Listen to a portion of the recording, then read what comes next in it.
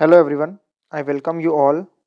आज हम एम्प्लॉयबिलिटी का बचा हुआ टॉपिक जिसके क्वेश्चन आंसर डिस्कस करेंगे काफ़ी लंबी गैप के बाद, क्योंकि इलेक्शन ड्यूटीज़ की व्यस्तताओं के कारण मैं इसको कंटिन्यू नहीं कर पाया था। तो देखते हैं इसमें क्या क्वेश्चंस हैं। अब ये जो जेंडर से रिलेटेड क्वेश्चंस है, जेंडर और अंडरस्टैंडिंग जेंडर बेस्ड डिस्क्रिमिनेशन, मतलब जो लैंगिक भेदभाव है उससे रिलेटेड जो टॉपिक हैं एम्प्लॉयबिलिटी स्किल्स के करिकुलम में, उससे ये जो ऑब्जेक्टिव्स हैं ये हैं। तो देखते हैं पहला क्वेश्चन क्या है। Sorry, physical body and the sexual organs that we are born with refers to persons. भाई ये क्वेश्चन बोल रहा है कि जो हमारा भौतिक शरीर है वो और हमारे जो जननांग है वो जो हमें जन्म के साथ हमारे साथ होते हैं या जन्म के साथ हमें मिले होते हैं, वो क्या डिसाइड करते हैं? जेंडर, सेक्स, एज या बायोडाटा। वो सेक्स डिसाइड करते हैं कि भाई ये मेल है, फीमेल है या थर्ड जेंडर है। तो ये डिसाइड करेंगे क्या? सेक्स डिसाइड करेंगे कि मेल फीमेल जो भी है ना। Next question, is the belief और आइडिया विच में नॉट बी ट्रू। कौन सा ऐसा बिलीफ या आइडिया है जो जो इंसान के दिमाग में घर कर जाता है जो कि सत्य नहीं है?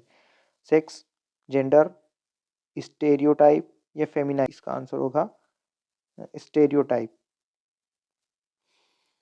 स्टीरियोटाइप का मतलब होता है रूढ़िवादी परंपरा, या जो जो पुराने रूढ़ी विचार हैं उन्हीं को मान लेना। तो ये इसका आंसर होगा। तो कौन सा जो बिलीफ या आइडिया कौन सा है जो सत्य नहीं होते, क्योंकि रूढ़िवादी विचार अक्सर झूठे या गलत होते हैं। जो हमारे पुराने ढर्रे पर चलते आ रहे हैं वही विचार जो हैं वो मीथ में कन्वर्ट हो जाते हैं, उनमें कोई सत्यता नहीं होती है। तो जो स्टीरियोटाइप हैं वो क्या है? जो हमारे बिलीफ्स या आइडिया हैं, जो स्टीरियोटाइप वाले आइडिया हैं वो कभी कभी झूठे होते हैं या may not be true. Next question, boys are often discouraged from expressing their. लड़कों को अधिकतर क्या व्यक्त करने से रोका जाता है या निराश कर दिया जाता है उन्हें बताने के पहले ही? क्या है? थॉट्स, इमोशंस, आइडियाज़ या जॉयनेस। इमोशंस, लड़कों को अधिकतर ये होता है कि उनके इमोशंस कोई सुनना नहीं चाहता, सबसे पहले उन्हीं को दबा दिया जाता है, वो बोलने के पहले ही उन्हें रोक दिया जाता है या मना कर दिया जाता है। तो उनकी फीलिंग्स या इमोशंस को इतना ज़्यादा महत्व नहीं दिया जाता। Next, even though even though Rupa is highly efficient at her job. Rupa अपनी जॉब के प्रति बहुत ही ज़्यादा दक्ष या एफिशिएंट है। Her manager gives most of the field travel related projects to Ramesh. फिर भी उसके दक्ष होने के बावजूद जो फील्ड के या जो बाहरी जो ट्रेवल करने की जो जॉब्स होते हैं वो रमेश को दे दिए जाते हैं सारे काम, इस प्रकार के जो जहाँ पे फील्ड का काम होता है। This can be an example of, ये किसका उदाहरण है? स्टीरियोटाइप, ट्रस्ट, एंग्री या स्ट्रेस। ये एग्जाम्पल होगा स्टीरियोटाइप। भाई रूढ़िवादी विचारधारा कि भाई लड़कियों को बाहर घूमने वाली जॉब या फील्ड की जॉब लड़कियों को सूट नहीं करती, ये एक तरह से मीथ है, जबकि ऐसा नहीं है। लड़की भी हर काम करने के लिए कैपेबल है, जो सारे काम लड़का कर सकता है। Next, Azim wants to be Azim wants to learn a dancing and challenge gender stereotype. It is completely, भाई अजीम डांस करना चाहता है और उसने अपने जो जेंडर स्टीरियोटाइप है, भाई जो लैंगिक जो धारणा है कि भाई लड़के डांस नहीं करते, हमेशा डांस लड़कियां ही करती है, इसको एक्सेप्ट किया, इसको चैलेंज किया। तो ये क्या है? Irrelevant, impossible, opposite, okay. ये क्या है? ओके ओके, क्योंकि सही है कि उसने इस मीथ को तोड़ा कि भाई लड़कियां जो डांस करने का जो पेशा होता है वो लड़कियों के लिए ही होता है, लड़के भी कर सकते हैं। तो ये नेक्स्ट क्वेश्चन है, can lead to division of people, communities and families. क्या चीज़ ऐसी हैं जो लोगों में दरार पैदा करती है या कोई समाज के बीच में मनमुटाव पैदा करती है, या घर जिससे घरों में संबंध विच्छेद हो जाते हैं? एंगर, ईगो, डिस्क्रिमिनेशन या जेंडर। ये होगा डिस्क्रिमिनेशन। डिस्क्रिमिनेशन का मतलब होता है भेदभाव। तो भेदभाव किसी भी रिश्ते को खत्म करने के लिए पर्याप्त होते हैं। Next, in India more under the age of 5 do not get enough nourishment. Nourishment का मतलब होता है पोषण। तो मोर क्या? Boys, girls, animals, man. क्या है? गर्ल्स। बहुत सारी 5 साल से कम की बच्चियां हैं जो कुपोषण का शिकार हो जाती है, ठीक है ना। तो more girls under the age of 5 do not get enough nourishment, उनको पर्याप्त पोषण नहीं मिल पाता है। Next, discrimination can make a person feel, मतलब भेदभाव किसी इंसान को क्या बना देता है? कमज़ोर, disturbed, divided, all of the above. इसका आंसर होगा डिवाइडेड, क्योंकि क्या होता है डिस्क्रिमिनेशन का मतलब भेदभाव, कि समान व्यवहार ना करना। जैसे मान लो कोई टीचर अपने छात्रों के साथ मतलब समान व्यवहार नहीं करता है, तो वो क्या करता है उसमें दरार पैदा करेगा, है ना। डिवाइडेड मतलब भेदभाव पैदा करेगा उसमें। Next, Julie is treated differently due to her skin colour, it is. भाई जूली मान लो उसका कलर कुछ अलग है बाकी के लड़कियों से, तो वो क्या कहलाएगा? उसको अगर अलग से कोई ट्रीट करता है उसके कलर की वजह से, तो यह क्या क्या क्या कहलाएगा? डिस्क्रिमिनेशन ही कहलाएगा, भेदभावित होगा, सेक्सुअल हैरेसमेंट में नहीं आएगा, जोलस नहीं आएगा, फाइट नहीं आएगा। ये क्या डिस्क्रिमिनेशन मतलब भेदभाव। Aja says women are better teachers than men. भाई अजा ने कहा कि जो महिलाएं होती हैं वे टीचर की तुलना में मतलब जो पुरुषों की तुलना में अच्छी टीचर होती हैं। Sunita stops her and said that you can not से something like this because it is. भाई सुनीता ने उसे रोकते हुए कहा कि तुम इस तरह से नहीं कह सकती क्योंकि ये क्या है। क्या है, it is idea, opinion, suggestion या डिस्क्रिमिनेशन। ये डिस्क्रिमिनेशन है, भाई भेदभाव हो रहा है ना महिला और पुरुष में। महिलाओं को आप बेटर बता रहे हो पुरुष की तुलना में, तो ये एक तरह का भेदभाव कहलाएगा, discrimination. It is called a discrimination. Next, gender equality से क्वेश्चन है और फिर डाइवर्सिटी इन वर्क प्लेस देखते हैं। क्या है, equality means in the same situation people have the. भाई इक्वलिटी का मतलब क्या होता है, समानता का मतलब क्या होता है, सेम राइट समान अधिकार होना, सेम स्टेटस समान स्तर का दर्जा देना, सेम अपॉर्चुनिटीज समान संभावनाएं उपलब्ध करवाना है, आल ऑफ द, ये सभी होगा इसके लिए, आल ऑफ दिस है ना। सेम राइट सभी को समान अधिकार, सेम स्टेटस होना, सेम अपॉर्चुनिटीज होना, ये कहलाएगा क्या होगा, इक्वलिटी। मतलब सभी के लिए समान राइट्स है, जो कि भारत का संविधान हमें देता है। तो ये इक्वलिटी का मतलब पूछा है इसमें।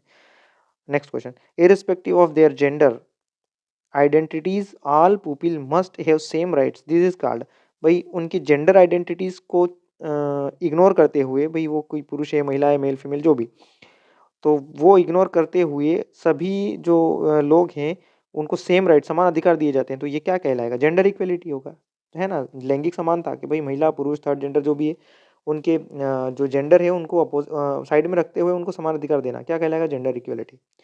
Next, women and men are often not paid the same salary for the same job, this is non age. यदि मतलब महिला और पुरुषों को अगर एक ही काम के लिए समान सैलरी नहीं दी जा रही है तो ये क्या कहलाएगा, gender gap, veg gap, learning gap या न्यूट्रिशन गैप। ये कहलाएगा वेज गैप। वेज मतलब होता है तनख्वाह या वेतन, तो उनको समान वेतन नहीं मिल रहा है, तो क्या वेतन के वेज गैप है, क्योंकि महिला को जो दिया जा रहा है वो पुरुष को नहीं दिया जा रहा है, पुरुष को जो मिल रहा है वो महिला को नहीं मिल रहा सेम काम के लिए, ठीक है ना।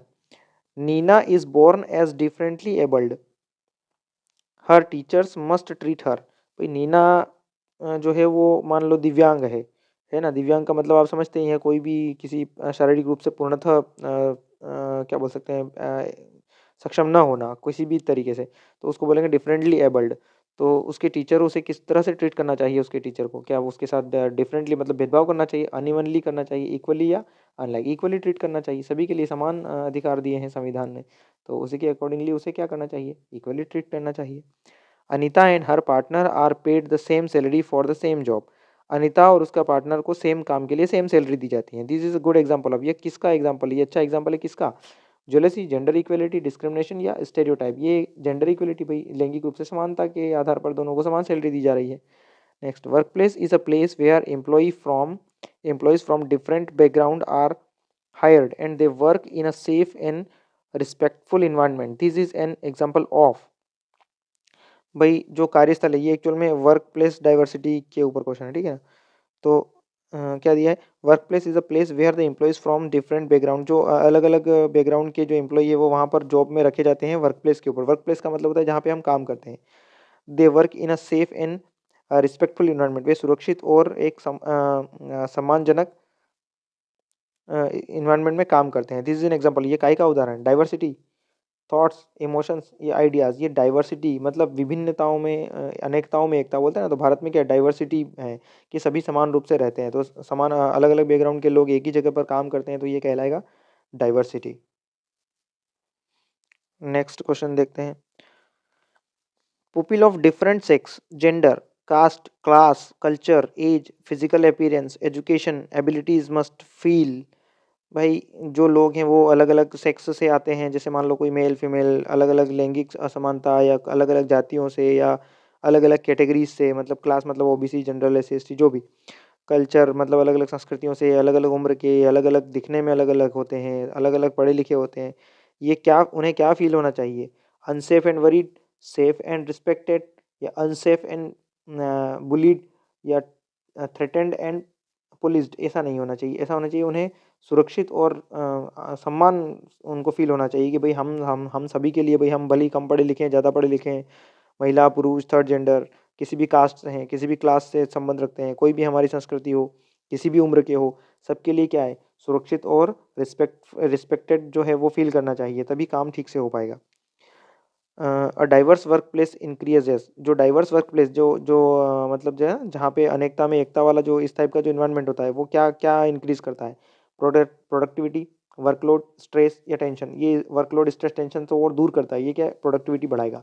प्रोडक्टिविटी का मतलब होता है उत्पादकता, उत्पादकता का मतलब होता है कम संसाधनों में अधिक से अधिक कार्य करना, ठीक है ना, या कम समय में अधिक कार्य करना, इस तरह की जो चीज़ें होती है वो होते हैं productivity.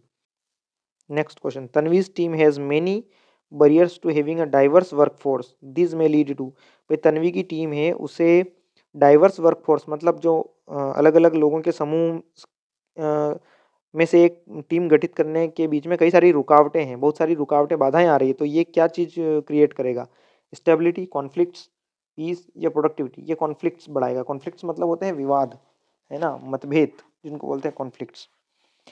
Meena is not comfortable talking to her colleagues in English. Meena अपने कलीग मतलब जो साथ में सहकर्मी है काम करने वाले, उनसे इंग्लिश में बात करने में कंफर्टेबल फील नहीं करती। This is an example of, ये काहे का उदाहरण है। कास्ट बैरियर, भाई जाति से इसका कोई लेना देना नहीं है। कल्चर बैरियर भी नहीं है, ये है कम्युनिकेशन बैरियर, भाई वो बातचीत नहीं कर पाती जिस लैंग्वेज में उसके कलीग्स समझते हैं, या इंग्लिश या हिंदी जो भी है, तो वो लैंग्वेज से रिलेटेड प्रॉब्लम है, मतलब ये क्या है, कम्युनिकेशन बैरियर में आएगा। Next, inclusion in the work place और sexual harassment in the work place, post act. ये पोस्ट जो है ये इसके बारे में पढ़ेंगे, थोड़ा सा एक्ट है, ये कानून बना है एक्चुअल में, ठीक है ना। तो ये इसके बारे में क्या क्वेश्चन है वो हम देखेंगे। तो क्या दिया है, the practice of including people with respect and empathy is called. भाई जो लोग हैं उनको उनको उनके साथ आदर सम्मान की भावना से पेश आना क्या कहलाएगा, इंक्लूजन, कॉन्फ्लिक्ट, कल्चर या जेंडर, ये कहलाएगा इंक्लूजन। एम्पैथी का मतलब होता है समानुभूति, सभी को एक ही प्रकार की समानता का महसूस होना कहलाता है एम्पैथी, है ना, समानुभूति। और इंक्लूजन का मतलब है समावेश, तो इसका क्या मतलब होगा कि भाई practice of including people with respect and empathy, उनको सम्मान पूर्वक सभी का समावेश करना क्या कहलाएगा, समावेश कहलाएगा, इंक्लूजन, है ना। Next, an inclusive environment is needed for happiness and at work. Inclusive environment मतलब सभी को समावेश करके एक वातावरण तैयार करना कि उसमें सभी की भागीदारी हो, तो ये वर्क प्लेस पर क्या करेगा, है ना, आइडियाज़, ग्रोथ, वेज गैप या स्टेबल ग्रोथ, मतलब सभी की ग्रोथ होगी इसमें, सभी अच्छे से काम करेंगे तो सभी की ग्रोथ होगी। तो inclusive environment is needed for happiness and growth at work. तो जो खुशी और जो ग्रोथ के लिए ज़रूरी है वहाँ पे इंक्लूसिव इन्वायरमेंट होना ज़रूरी है। Inclusion in a work place happens when every member of the company gets the same. Inclusion जो है वो किसी भी वर्क प्लेस पर कब कब होना माना जाएगा, जब सारे जो कंपनी के मेंबर है वो क्या, जिनको क्या मिलेगी, सेम क्या मिलेगी, चांसेस, कल्चर, न्यूट्रिशन, एज, क्या मिलेगा उनको, सभी को सेम चांसेस मिलेंगे, भाई सभी को हक है, अधिकार है काम करने का, या सभी का पार्टिसिपेशन जब होगा तब ये इंक्लूजन कहलाएगा। तो inclusion in a work place happens when every member of the company gets the same क्या होगा, चांसेस एट वर्क, सभी को समान रूप से अवसर मिलेंगे। Next, the word chairperson needs to be used instead of chairman. भाई चेयरमैन की जगह चेयरपर्सन को का शब्द का उपयोग करना चाहिए, तो ये किस प्रकार के प्रैक्टिस में आएगा, ईगो, एंग्री, एटीट्यूड या इंक्लूजन। ये आएगा इंक्लूजन में कि भाई वर्ड चेयरपर्सन मतलब होता है कि चेयरपर्सन का मतलब होता है अध्यक्ष, अध्यक्ष मतलब उसमें वो उसी के बीच का कोई व्यक्ति, तो वो सहभागी माना जाएगा। लेकिन चेयरमैन का मतलब हो जाता है मालिकाना हक एक तरह का, तो इस प्रकार से अपन चेयरमैन की जगह क्या वर्ड यूज़ करेंगे, चेयरपर्सन, तो ये क्या कहलाएगा, इंक्लूजन को बढ़ावा देगा ये, ठीक है ना। Subir wants to celebrate all festivals at the work place. Subir जो है वो सारे फेस्टिवल्स त्योहार हैं वो वर्क प्लेस पर मनाना चाहता है। This shows that he is, वो ये बताना चाहता है कि मतलब ये चीज़ ये क्या शो करेगा, इंक्लूसिव, प्रोडक्टिव, डिसिप्लिन या साइलेंट। ये इंक्लूसिव है भाई, ये सारे अपने जितने भी सहकर्मी हैं उनके साथ सारे त्यौहार मनाना चाहेगा सभी को लेकर, तो वर्क प्लेस पर त्यौहार मनाने की इसकी भावना है, तो ये कहलाएगा inclusive nature. Next, is a serious issue that affects an individual's mental emotions physical well-being in the workplace। क्या चीज़ ऐसी हैं जो जैसे इसमें दिया है ना, is a serious issue that effects, ऐसा कौन सी चीज़ है जो किसको प्रभावित करेगी, किसी आदमी के मानसिक स्थिति को, इमोशनल कंडीशन को, फिजिकल वेलबींग कि भाई वो कैसा है वो वर्क प्लेस पर, तो ये क्या चीज़ ऐसी होगी, क्या है, company rule, meeting with the manager, sexual harassment या ट्रैवल लीव। ये सेक्सुअल हैरेसमेंट है भाई, लैंगिक रूप से उसको क्या बोल सकते हैं, प्रताड़ित करना, है ना, सेक्सुअल हैरासमेंट, या क्या बोल सकते हैं, यौन उत्पीड़न जिसको कहा जाता है। तो एक्चुअल में ये यौन उत्पीड़न से क्वेश्चन है, sexual harassment in the work place, पोश एक्ट। तो ये सेक्सुअल हैरासमेंट है जो उसको उसकी सारी चीज़ें खत्म कर दे, मेंटल मानसिक स्थिति बिगाड़ देगा किसी के साथ अगर ये हो रहा है तो, इमोशनल कंडीशन उसकी बिगड़ जाएगी, फिजिकल वेलबींग, वो अच्छे फिजिकल हेल्थ भी नहीं रह पाएगी वर्क प्लेस पर, तो इस तरह का। ठीक है, next question. The Indian government passed the Sexual Harassment of Women at Workplace Prevention, Prohibition and Redressal Act in 2013 in a simpler terms. It is also called, ये क्या कहलाता है, पोश कहलाता है, prevention of sexual harassment, POSH, prevention of sexual harassment. ठीक है ना, इस एक्ट का नाम है। तो ये 2013 में सरकार ने पास किया है, भारत सरकार ने। काय के लिए पास किया है ये, महिलाओं के खिलाफ यौन उत्पीड़न को रोकने के लिए वर्क प्लेस पर। तो इसका हमें सख्ती से पालन करना चाहिए वर्क प्लेस के ऊपर। ठीक है, नेक्स्ट। एज पर पोश act, any work place that has 10 और मोर एम्प्लॉयज मस्ट कंस्टिट्यूट एन, जहाँ पर 10 या 10 से ज़्यादा कर्मचारी काम करते हैं पोस्ट एक्ट के तहत, तो वहाँ पर क्या बनाया जाना चाहिए, internal committee, employees police station या हेल्प डेस्क। वहाँ पर इंटरनल कमिटी बनाई जाती है पोस्ट एक्ट के प्रिवेंशन के लिए, जो किसी भी मामले की सुनवाई करती है, जांच करती है। Sexual harassment at work place can happen at, यौन उत्पीड़न जो है वर्क प्लेस पर वो कहाँ पर हो सकता है, office, WhatsApp group, office online meeting या ऑल ऑफ दिस। वो कहीं पर भी हो सकता है कि भाई या तो ऑफिस में कोई मीटिंग चल रही है, वहाँ पर कोई किसी महिला पर गलत शब्दों का प्रयोग करके यौन उत्पीड़न की कोशिश करे, या व्हाट्सएप ग्रुप में कोई मैसेज भेजकर, या ऑनलाइन मीटिंग में, कहीं भी, ऑल ऑफ दिस। अंडर पोश at work place is a, work place पर जो है पोश के अंतर्गत क्या है, office space, all placed visited by the employees for the purpose of work, transportation provided by the employer, या ऑल ऑफ, सभी जगहों पर ये लागू होता है, सभी जगहों पर पोश एक्ट प्रभावशाली रहेगा।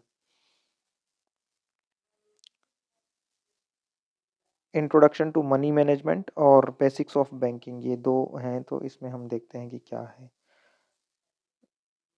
क्या क्वेश्चन दिया है। Financial literacy is understanding the way money is. Financial literacy का मतलब होता है वित्तीय साक्षरता, कि भाई हमें पैसा पैसा कौड़ी के बारे में क्या जानकारी है। तो फाइनेंशियल लिटरेसी क्या कहलाता है, क्या काय की चीज़ है ये, तो way money is, saving, spent, invested, या ऑल ऑफ देम, सभी का मिला जुला समझ, कि भाई हम बचत कितना कर रहे हैं, खर्च कितना कर रहे हैं, और कितने हम फ्यूचर के लिए इन्वेस्ट कर रहे हैं, इन सब की जानकारी होना ही क्या कहलाएगा, फाइनेंशियल लिटरेसी। इन सभी चीज़ों को ग्रुप में, मतलब सभी की जानकारी होना। सेविंग को क्या बोलेंगे, सेविंग किसे कहते हैं, स्पेंड क्या है, सेविंग और स्पेंड के बाद जो बचता है उसको हम इन्वेस्ट कर सकते हैं, ये सारी चीज़ों की समझ, इसको बोलते हैं financial literacy. Next, costly things that are not essential for our survival are, costly things are not essential for our survival, मतलब जो हमारे सर्वाइवल के लिए जो कॉस्टली थिंग है वो जो ज़रूरी नहीं है, वो क्या है, नीड्स, वांट्स, लग्जरीज या सेविंग्स। वो लग्जरीज हैं भाई, घर में कुर्सी पर भी बैठकर हम काम कर सकते हैं और सोफे पर भी काम कर सकते हैं, तो सोफा क्या आ गया, लग्जरी में आ गया। लेकिन कुर्सी क्या होगी, आवश्यकता, इसेंशियल में आ गया। तो लग्जरीज जो है वो क्या है, कॉस्टली थिंग्स है, कीमती चीज़ है जो ज़रूरी नहीं है, उसकी जगह दूसरी सस्ती चीज़ से भी काम चल सकता है। तो कॉस्टली थिंग्स जो हमारे बेसिक सर्वाइवल के लिए ज़रूरी नहीं है, वो काय में आएगा, लग्जरीज में आएगा। Things that are needed for survival are, जो ज़िंदगी जीने के लिए बहुत ज़रूरी चीज़ें हैं, वो काय में आएगी, वांट्स, नीड्स, सेविंग या एक्सपेंसेस, वो आएगी नीड्स में, मतलब वो आवश्यकताएं हैं कि उनके बिना तो हम काम नहीं कर पाएंगे। ठीक है ना, रोटी, कपड़ा और मकान जैसे कि, तो ये नीड्स हैं। Sunita earns 10,000 every month, Sunita को 10,000 रुपये महीना मिलता है। शी कीप्स 2,000 असाइड, वो 2,000 रुपये बचत में अलग रख लेती है। She will use this money in case of, वो इन पैसों का काय में इस्तेमाल कर सकती है, इमरजेंसी में, पार्टी, बिल्स या ट्रेवल। वो इमरजेंसी के टाइम पर उन पैसों का इस्तेमाल कर सकती है क्योंकि वो 2,000 रुपये बचा लेती है। Next, Gopi spends his salary on movies, groceries, house rent and clothes. Gopi अपनी तनख्वाह को काय में खर्च करता है, पिक्चर देखने में, ग्रोसरी मतलब किराने का सामान लाने में, हाउस रेंट मतलब किराया देने में, और कपड़ों पर। Where can he reduce his expenses to save some money, तो अब इनमें से कौन सी ऐसी चीज़ें जहाँ पर वो खर्च कम करके बचा सकता है पैसा, मूवीज़ होगा ऑब्वियसली, क्योंकि मूवीज़ देखना इसेंशियल तो नहीं है, नहीं भी देखेगा तो चलेगा, तो ये हो जाएगा मूवीज़, है ना। अब ये क्वेश्चन है बेसिक्स ऑफ बैंकिंग से, तो यही देखते हैं क्या है क्वेश्चन इसमें। All financial activity can be done through a, भाई सारी जो फाइनेंशियल एक्टिविटी है वो किसके जरिए की जा सकती है? बैंक के जरिए। स्कूल, कॉलेज और वर्क प्लेस ये तो है नहीं, बैंक के जरिए ही होगी सारी जो फाइनेंशियल मतलब वित्तीय जो गतिविधियां हैं वो। Next, institutions licensed by the government to keep money safe is, जो भी सरकारी संस्थाएं हैं जो पैसा सुरक्षित रखने की जो गवर्नमेंट द्वारा लाइसेंस होती है, जिनको गवर्नमेंट द्वारा लाइसेंस मिलते हैं, वो कौन सी संस्थाएं हैं? बैंक्स होते हैं, है ना। आम आदमी अपना पैसा बैंक्स में ही रखेगा, जो कि राष्ट्रीयकृत बैंक होंगे सरकार के लाइसेंस के द्वारा। When a person deposits a fixed sum of money every month, it is क्या है? जो जो कोई व्यक्ति यदि मान लो एक फिक्स्ड पैसा हर महीने जमा करता है किसी खाते में, तो वो खाता क्या कहलाएगा? Recurring deposit, saving account, current account या फिक्स्ड डिपॉजिट? वो आरडी कहलाएगा, रिक्यूरिंग डिपॉजिट। मतलब हर महीने वो उसमें जमा कर रहा है, सावधि जमा खाता जिसको बोलते हैं, तो ये कहलाएगा रिक्यूरिंग डिपॉजिट्स, है ना। Fixed amount of every month, जैसे मान लो मुझे 5,000 रुपये महीना जमा करना ही करना है, तो वो क्या कहे, वो कहलाएगा रिक्यूरिंग डिपॉजिट, है ना। Arya has joined a new company, Arya ने एक नई कंपनी में ज्वाइन किया। They want him to open a account to say they can credit his salary, तो वो क्या उसे खाता खोलने के लिए कहेंगे? कौन सा खाता खोलने के लिए कहेंगे? वो उसे सैलरी अकाउंट खोलने के लिए कहेंगे, जिसमें उसकी सैलरी जमा होगी। जब ना जहाँ पे नई कंपनी में ज्वाइन किया है उसने, तो कंपनी वाले उसे बोलेंगे भाई तुम्हारा एक सेविंग अकाउंट खोल लो, क्योंकि उसमें हम क्या करेंगे? सैलरी डालेंगे। तो वो अकाउंट कौन सा होगा? सैलरी अकाउंट होगा। Avinash needs to know about his last month transaction, Avinash अपने आखिरी महीने के ट्रांजेक्शन के बारे में जानना चाहता है। How can he get these details, वो इस डिटेल को कहाँ से प्राप्त कर सकता है? पासबुक से ही मिलेगी जानकारी कि भाई मैंने आखिरी महीने में, लास्ट के महीने में क्या क्या ट्रांजेक्शन किए थे। नेक्स्ट जो है ये है ऑनलाइन बैंकिंग डिजिटल ट्रांजेक्शन के बारे में और मोबाइल बैंकिंग एप्स के बारे में। तो देखते हैं क्या क्वेश्चन है इसमें। Online banking is also called, online banking का एक दूसरा नाम क्या है? Home banking, office banking, net banking या self banking? Obviously net banking, क्योंकि ऑनलाइन बैंकिंग है। ऑनलाइन बैंकिंग को नेट बैंकिंग भी बोलते हैं। Financial transaction can happen in, financial transaction जो होते हैं, वित्तीय ट्रांजेक्शन मतलब लेन देन, वो क्या काई में होते हैं? Loan, digital transaction, cash coupon या डिजिटल ट्रांजेक्शन? उन्हें कहते हैं डिजिटल ट्रांजेक्शन। में डबल डबल छप गया है ये इसका ऑप्शन, तो ये सही है। कोई भी एक लगा तो दोनों में, ये भी सही है और ये भी सही आंसर है, तो ये होगा। Disha wants to pay money to the her loan account, जो दिशा है उसने वो जो मनी को, पैसा को अपने लोन अकाउंट में डालना चाहती है। How can she do it without going to the bank, बिना बैंक जाए वो अपने लोन अकाउंट में पैसा कैसे जमा कर सकती है? ऑनलाइन ट्रांसफर करके, डेफिनेटली ऑनलाइन ट्रांसफर करके ही पैसा जमा कर सकती है ना, तो इसका आंसर हो जाएगा online transfer. Indu booked her railway ticket from the website and paid using online banking, Indu ने अपना रेलवे टिकट बुक किया और ऑनलाइन पैसों को ऑनलाइन बैंकिंग के थ्रू जमा किया। What type of transaction it is, ये किस प्रकार का ट्रांजेक्शन कहलाएगा? Cash payment, digital transaction, amount. Actual में जितने भी ट्रांजेक्शन हम नेट बैंकिंग के थ्रू करते हैं, इंटरनेट पोर्टल के थ्रू या कहीं बैंकिंग ऐप के जरिए, या जैसे यूपीआई करते हैं, तो ये सब डिजिटल ट्रांजेक्शंस में आता है। क्या कहलाएगा? Digital transactions. Ravi want out shopping but he forget to carry his wallet, Ravi जो है वो शॉपिंग के लिए जाना चाहता है लेकिन अपना पर्स भूल जाता है। हाउ कैन ही पे फॉर हिज बिल्स, वो वहाँ पर फिर कैसे शॉपिंग कर सकता है? वो डिजिटल वैलेट्स के जरिए कर सकता है ना। डिजिटल मतलब ऑनलाइन वैलेट के जरिए, है ना। ऐसे पेटीएम वैलेट होते हैं, इस तरह के वैलेट जो कहलाते हैं ये डिजिटल वैलेट्स कहलाते हैं। Next, net banking is done on a computer through, net banking जो है कंप्यूटर पर किसके द्वारा की जा सकती है? फ़ोन, फ्रेंड, कैशियर या वेबसाइट? वेबसाइट पर ही करेंगे भाई। मुझे एसबीआई से ट्रांजेक्शन करना है तो क्या करूँगा मैं? कंप्यूटर पर एसबीआई की वेबसाइट खोलूँगा और अपना ट्रांजेक्शन कंप्लीट कर लूँगा, है ना। यही एक तरीका है। On smartphone we can do mobile banking through, हम हमारे मोबाइल से नेट बैंकिंग या मोबाइल से ट्रांजेक्शन करना चाहते हैं, तो उसके लिए क्या चाहिए हमें? मोबाइल ऐप चाहिए बैंक का। जैसे एसबीआई का योनो ऐप है, वो मोबाइल ऐप है जिसके ज़रिए हम क्या करते हैं? ऑनलाइन ट्रांजेक्शन कर सकते हैं। We can use net banking for, हम नेट बैंकिंग किसके लिए इस्तेमाल करते हैं? Checking statement, transfer funds, pay bills, all of them, हम सभी के लिए नेट बैंकिंग का इस्तेमाल कर सकते हैं। स्टेटमेंट भी चेक कर सकते हैं, फंड्स ट्रांसफ़र भी कर सकते हैं, बिल्स भी पे कर सकते हैं, और सारी सारी चीज़ें हम कर सकते हैं, है ना। Next, Janu logged into her bank using a friend's laptop, भाई जानू ने अपने दोस्त के लैपटॉप पर अपने बैंक अकाउंट में लॉग इन किया, बैंक यूज़र आईडी पर बैंक अकाउंट में। What should she do to the website, उसे अपने उस वेबसाइट पर क्या करना चाहिए? Logged in, logged out, leave the page या कीप लॉग्ड इन? भाई लॉग आउट हमेशा करना चाहिए। जैसे मान लो मैंने किसी दूसरे के कंप्यूटर में मेरा बैंक अकाउंट को लॉग इन किया, तो मैं जब वहाँ से अपना काम खत्म करके उठूँगा तो मैं लॉग आउट करना कभी नहीं भूलूँगा, क्योंकि अगर वो लॉग्ड इन रह गया तो कोई भी मेरे अकाउंट से ट्रांज़ैक्शन कर सकता है, ठीक है ना? तो लॉग आउट करना कभी नहीं भूलें। Pragati downloaded the bank app on her mobile. Pragati ने मोबाइल पर एक बैंक ऐप डाउनलोड किया। She should not share her क्या क्या शेयर नहीं करना चाहिए? Password, M PIN, OTP, all of them. इसके एक्चुअल में ये आजकल बहुत धोखाधड़ी हो रही है कि भई आपका एटीएम गुम गया है और हम रीसेट करना चाहते हैं, हम फला-फला बैंक से बोल रहे हैं, तो आप अपना ओटीपी दे दीजिए, या आपका एम पिन सेट करना है, एम पिन मतलब मोबाइल पिन, या ओटीपी हम आपका सेट करना चाहते हैं, कार्ड बंद हो गया है, आपका आपका इतनी लॉटरी लगी है या आपको इतना इनाम मिला है, आप ओटीपी बता दीजिए। ये सब आजकल फ्रॉड के जितने भी हो रहे हैं, इसी के थ्रू हो रहे हैं। फ़ोनपे सबसे बड़ा फ्रॉड है एक्चुअल में। उसमें मनी रिसीविंग वाउचर भेजते हैं वो आपको और बोलेंगे कि आप इस पर ये क्लिक क्लिक कर दो, तो आपको खाते में इतना पैसा आ जाएगा। तो ये सब कभी भूल के भी नहीं करना। अनजान जगहों से कोई कॉल आता है तो ना पासवर्ड शेयर करें, ना एम पिन, ना ओटीपी, कुछ भी उसको शेयर ना करें, है ना? तब आप बैंकिंग फ्रॉड से बच पाएँगे। कई लोगों के साथ अभी बैंकिंग फ्रॉड हुए हैं रिसेंटली, तो इन सब सी चीज़ों से बचें, है ना? अब ये ऑनलाइन पेमेंट्स और सैलरी के बारे में हम नेक्स्ट जो भी लेक्चर होगा हमारा, नेक्स्ट वीडियो में हम डिस्कस करेंगे। So thank you for listening the video. आप लाइक कीजिए, शेयर कीजिए और कमेंट बॉक्स में कमेंट कीजिए। Thank you very much.